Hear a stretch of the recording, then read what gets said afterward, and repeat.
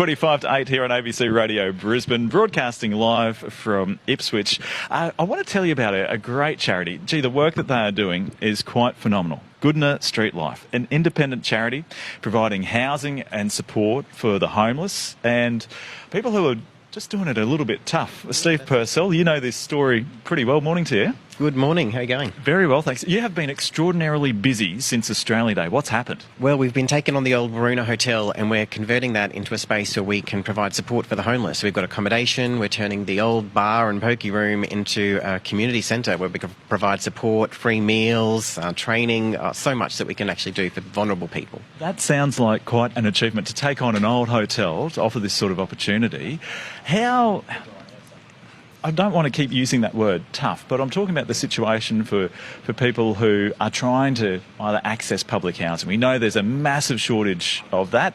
A lot of people fall through the cracks. That's where services like yours come in. Explain the situation for you around Goodna.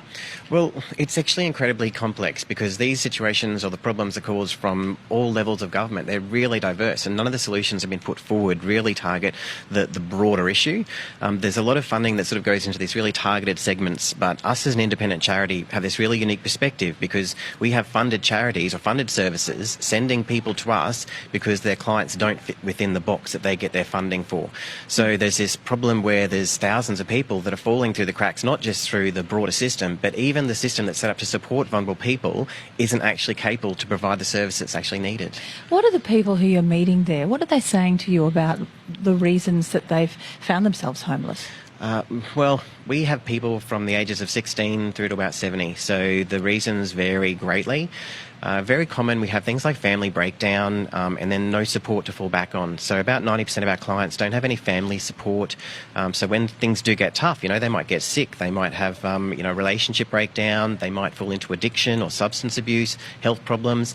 When those things happen, you don't have family support around, where do you go? And then they just fall through the cracks. So, Steve, when will your little home effectively be up and running as you want it to be? Well, we've given our target of 8 weeks' time. Wow. When we moved, talk about renovation rescue. It's incredible. But when we moved to the site, there were squatters on site. Like there was people there already, trying to find shelter. So we've been working with people from day one to try and find them accommodation whilst we renovate a building, whilst we bring in support services.